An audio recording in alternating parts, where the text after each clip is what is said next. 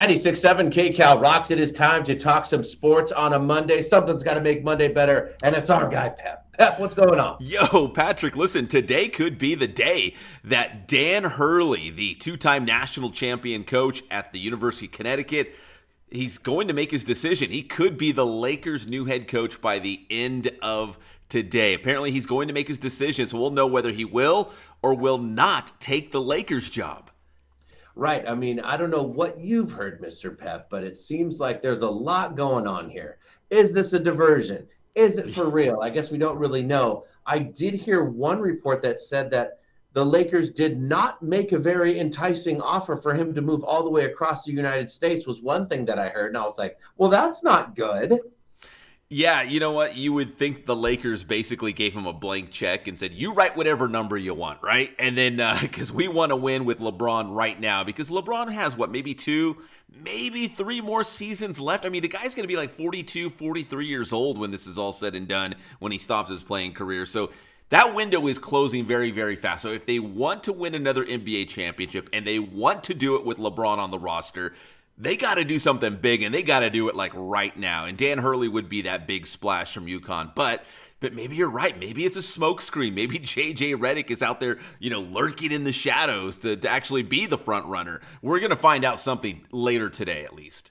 Right. I mean, when we heard about Dan Hurley, it really felt like it put J.J. Redick on the back burner. But it does feel like, I don't know if it's, the media or if it's the Lakers, because, there's always the saying like, oh, it got leaked. And there's the saying of, well, it only got leaked because somebody wanted it to get leaked. Yes. There's still that feeling of J.J. Redick's name still getting put in there. Very interesting.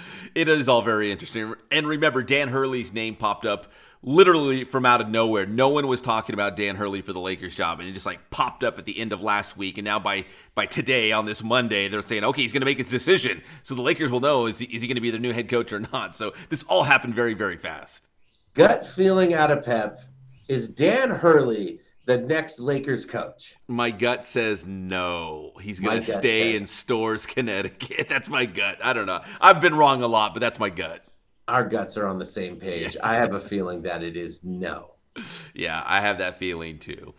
All right, but it is the NBA Finals time, and we always kind of revert back to what it means for the Lakers. And if you're a Lakers fan, you are definitely cheering for the Dallas Mavericks because, Patrick, the Boston Celtics and the LA Lakers are tied for the most NBA championships all time. They both have 17 NBA titles. So if the Celtics win the title this year, they pass the Lakers as the greatest team ever with 18 NBA titles. And right now they lead Dallas 2-0 none. They really do. A couple things. Kyrie needs to show up. Yeah. Luka needs some help. Another thing is it just is not a good sign for Dallas, I feel like. And maybe it's a matchup thing. It's all about matchups, they always say. But it's like the Celtics aren't even playing that well. And they're already up 2-0. I think that's a bad sign for the Mavericks. I thought the Mavericks were really going to show up in game 2, and it just felt like the Celtics were in the driver's seat again. The Celtics are a good team, and that's exactly what they are, a good team, because they don't need their star players to have these massive nights. Like Luka Doncic had a triple-double last night just to try to keep Dallas in the game. Boston doesn't need their star players, Jason Tatum, Jaylen Brown. They don't have to have huge, massive games for Boston to win. Everyone just plays their part, and they're a good team. And now they're up, the first 2 games of the series, and they look dominant. Yeah, they do, man. We'll have to see what happens. Maybe it is a home court thing in Dallas because now they're in a must-win situation. I feel, it's not, do or die, but it's like if they lose this one, oh boy. Yeah, 3-0 is not a hole you can dig out of easily. So Dallas, yeah, definitely a must-win for them coming up in game number 3. So if you're a Lakers fan, you want Dallas. You don't want to see Boston pass you up for NBA titles. Of course. All right, Patrick, over the weekend, if you're like me, my social media was taken over by Caitlin Clark again, right? She's mainstream now. There's not a lot of athletes, male or female, that go mainstream, but she has gone mainstream. But the reason she was making headlines was not for her great play in the WNBA, but it was because she was left off the USA Olympic team. Remember, the 2024 Summer Olympics are next month in Paris. Like, they're right around the corner, and she will not be representing the red, white, and blue, and social media lost its mind. Social media is losing it because it just feels like, what's going on here? Who's in charge of this? Is this just hating on Caitlin? Because part of the deal is, yes, I understand that she's a rookie, but it kind of, even the Dream Team had Christian Laettner, right? College player of the year they had on the Dream Team. And it just feels like you want more people to watch it. If you had Caitlin Clark on the team, it would bring more eyes to it. That's normally what it's about, but that's not what happened. Now, Angel Reese wasn't on the team either, but it just feels like some part of you would be like happy for Caitlin Clark. Maybe the other women would be happy that she's bringing all this attention, that now they have private flights, that she's done a lot for them. That's not what's happening. No, I can't think of a good reason not to have her on Team USA. Any way you slice it, whether it's, is she one of the 14 or 15 best players in the WNBA right now? Yeah, she probably is. And all the attention she's bringing to the sport, and when she gets to the Olympics, can you imagine all the publicity that their games would get? Like, I can't think of a good reason not to have her representing the Stars and Stripes. It doesn't make any sense. It just feels like a lot of cat fighting is what it feels like. Yeah, it does. It really does. And she told her coach for the Indiana Fever, hey, they woke a monster. So if you think Caitlin Clark is already a great superstar player, she's only going to get better. You think this is going to fuel the fire? Definitely.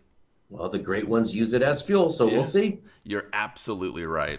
All right, Patrick, let's talk a little hockey, man. We haven't talked about the Stanley Cup final much, but the Florida Panthers are playing the Edmonton Oilers. Florida took game 1, so they have the early series lead. But I got a pep quiz for you on this Monday morning, Patrick.